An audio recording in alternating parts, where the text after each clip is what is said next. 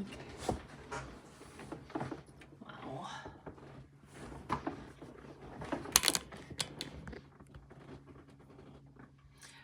Okay. I'm gonna wait just a minute or two, see if anyone pops up. Otherwise, it'll be there for replay later. Oh, let me do this real quick.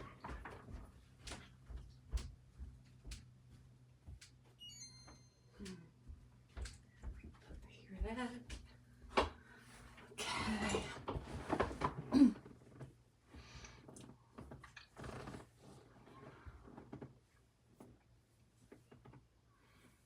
can still see that a little.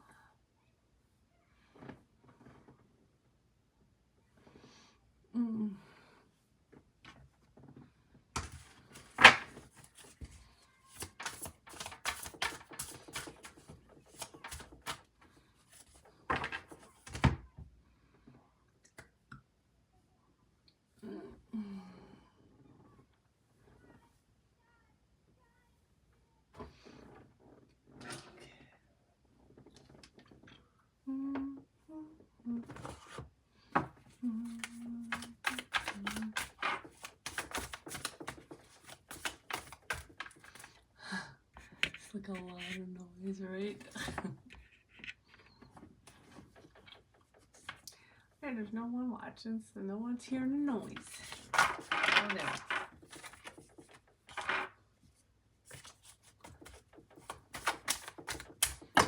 Ah, okay.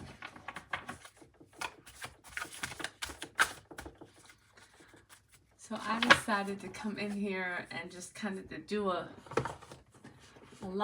quick live. I want to talk about what I've been getting, let me fix this.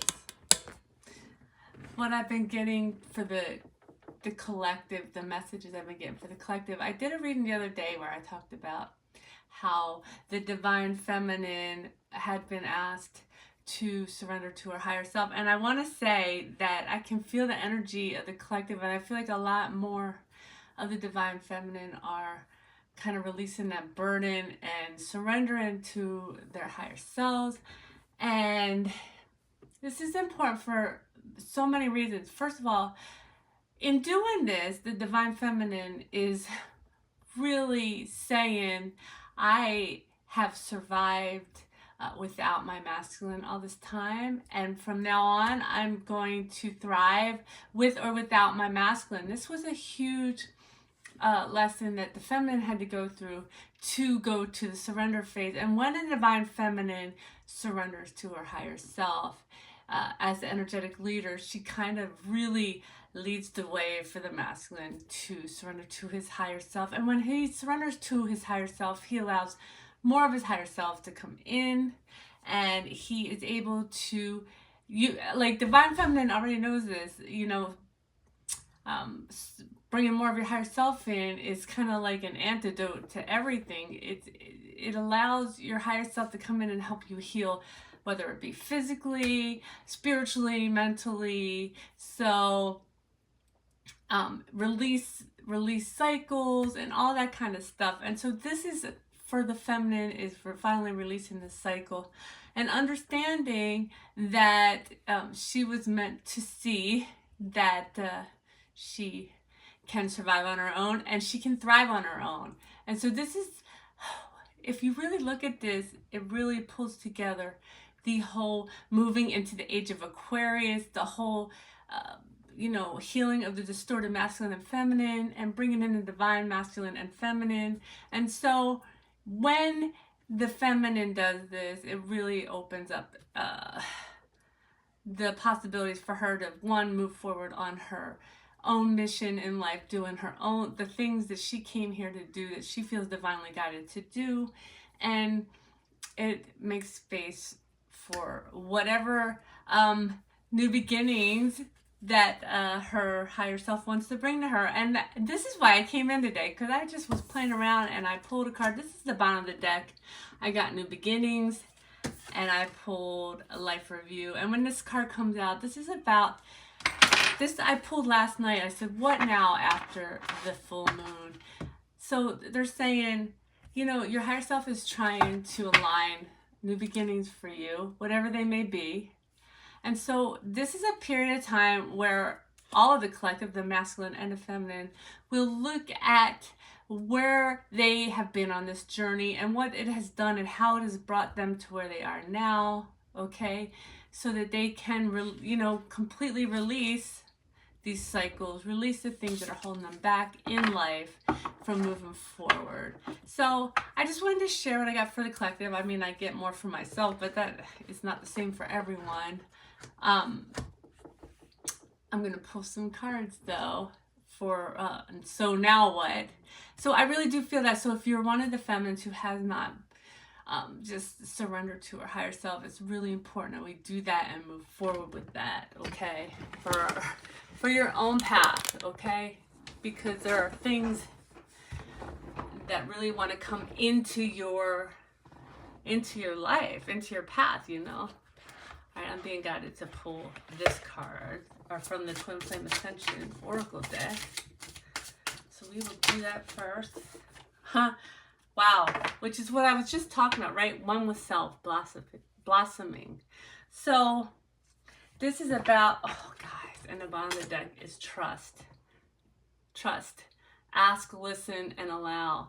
So again, with the life review, with the looking back on your journey, with the becoming one with self, you're also understanding that you are one with your counterpart. So this will always be a connection in your life. There's really nothing that will change that. I know you'll hear people, these fad talks about cutting cords and whatever, but if you understand, if that truly is your divine counterpart, you are one, and you cannot cut cords and be done with them. So even when you're in separation, you can feel things. You feel things all the time. I know I just had a perverted thought, sorry.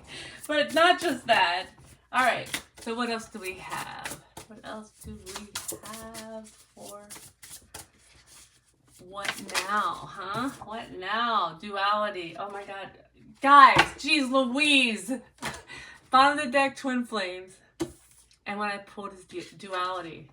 Many meanings and misunderstandings, right? So as we were talking about the life review card, looking at where you've been on your journey, look at all these dualities, look at all the misunderstandings and the many meanings that have come along on the path.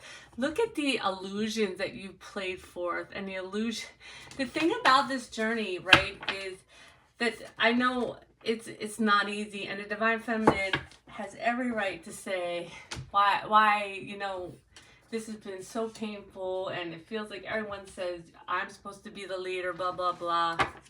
But if you understand your soul, and you understand that doesn't matter, and you understand that this alignment into unconditional love, which I think most of you are aligned with that, you understand that it doesn't matter. It doesn't matter. Unconditional love means I love you no matter what. I love you whether you do what I want you to do or not. I love you if you're ugly to me or not. We got the Ace of Wands, okay, which is about a passionate new beginning, but it's also, I'm really being drawn to the the third eye chakra here. I feel like, and you know what, all this recent energy, I feel like has really lit up the third eye chakra.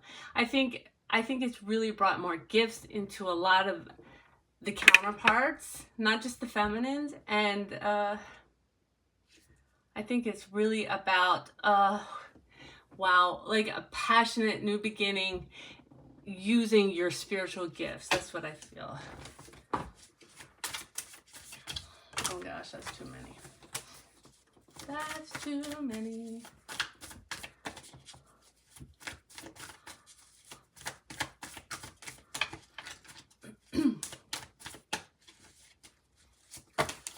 Oh boy.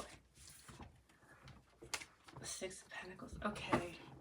And so in whatever new beginning your higher self wants to bring to you, whether it be work or love, this is going to be reciprocal. It's going to be give and take energy. It's going to be balanced. I heard balanced energy.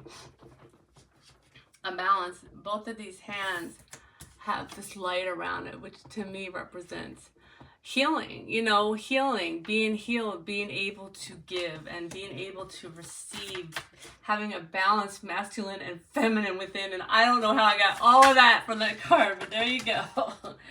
Oh boy. Okay, that just flew out. And so, like I was talking about before, the divine feminine is really gotten herself to the understanding that she has the truth. Okay, the Queen of Swords, she's holding Archangel Michael's sword of truth. She has unsheathed it. She has sheathed it and unsheathed it many times, but she is understood. I don't know why I said that. Let me get over myself. Hold on.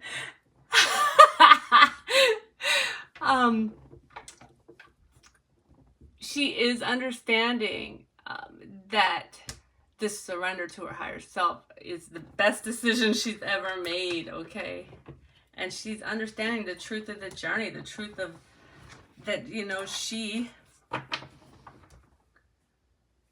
holds the key to her future. She is able to stand on her own no matter what. Okay, that Nine of Pentacles wanted to pop out too. But this is kind of, okay, Eight of Pentacles again, good Lord. Which again is about, it was like that life review card about looking upon what you've done on this journey, right? And understanding what it takes to... Now, the only thing is I have no cups going on here on the feminine. She's kind of really getting in the energy of moving forward, of understanding, you know, what it means to release everything to her higher self. Those are the words that came out. And the overall energy for the divine feminine is the Star card. And the Star card is about... Okay, so I'm looking at this. I'm looking at how she just got this... I don't know. It looks like she's got... The star is her balloon or whatever. She's got a hook on the star, right? And she knows that, right? She's not staring at the star, pulling it down, right? She knows it's going to come to her. I've never noticed this before. She knows it's going to come to her and it's going to, so whatever wishes she has, in some way, she's allowing her higher self to find the way and bring it to her. She's not trying to define it anymore. And she's understanding that she can, again, thrive with or without her masculine.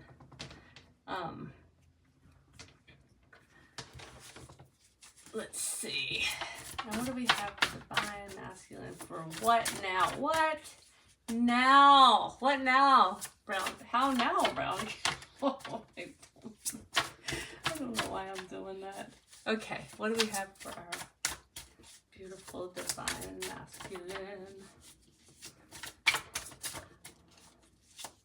I really, you know, feel like while the feminine used that, the full moon, that super full moon, to figure out how to release, how to surrender to our higher self. I feel like the masculine kind of, the tower was just showing, it really hit a tower. They really had a hard time because it brought a lot of emotion, spiritual, you know, it's a spiritual moon, it's an emotional moon, and it's, you know, about your spiritual journey.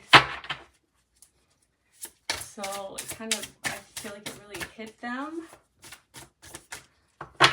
They may not see it the same way, or they may not understand what it is, but oh, that one flew out, right? The Seven of Cups. So, I mean, we all know Seven of Cups is about choices, but you know, I'm really drawn to this card. Has the Four Cups at the bottom and the Three at the top, right? And we all know what the Four, if you don't know what the Four Cups is, it's about, you know, it's about being tired of what's going on or feeling like you missed out on an opportunity. And the Three of Cups is about celebration and and my eyes were just drawn to that triangle up here and the Three of Cups. So I really feel that, and this looks like a moon. That moon is really brought their attention to the fact that they could have moved toward their wish fulfillment. I'm seeing the start too of this celebration, and where they have missed out on that, the 4 of Cups at the bottom, by what's the normal meaning of 7 of Cups is having so many choices. By looking at all these other choices, or letting, you know, not necessarily choices, but distractions come in, right? And pull their attention. Okay, what else do we have for masculine? For what now? What now? What now?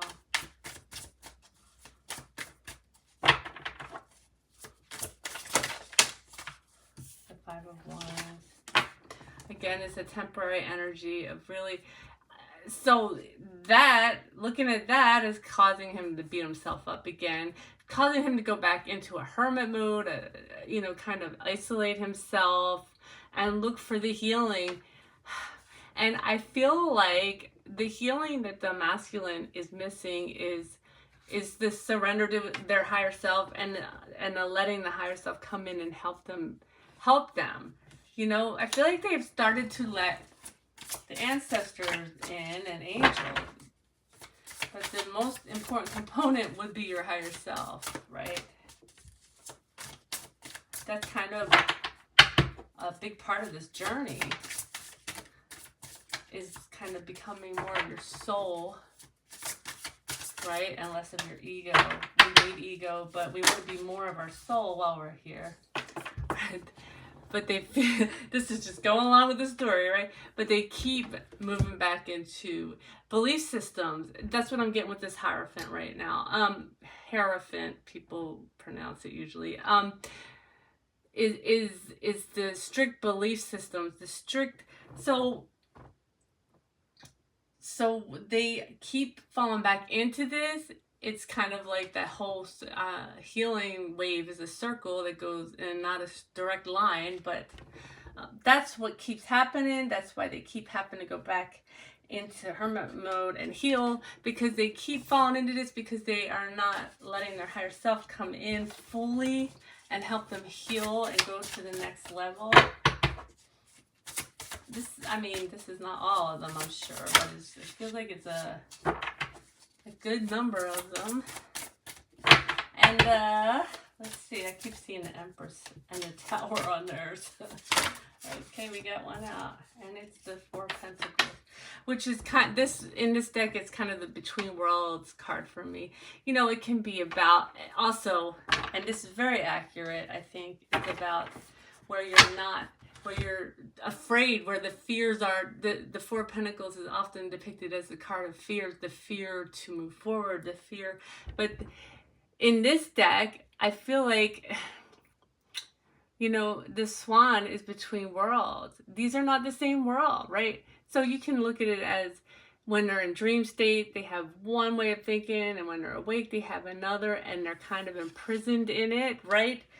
This belief system, boom. I love when it comes together.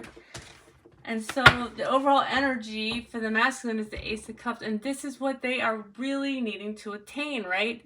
In order to move forward in their journey in any way in life, they really have to have this full cup of self-love, right? And the divine is, the divine is really emphasizing this for them, really trying to bring this forth for them, trying to let them understand that they must work for self-love, they must work from self-love, that they cannot move forward in any really good capacity toward what they want to do in life in any way without giving themselves that cup of love first. So I hope this was helpful. If you missed the beginning, I gave information that I've gotten on the collective right now, which I think is pretty good information, and I hope you're resting and feeling better after that full moon. I love you all.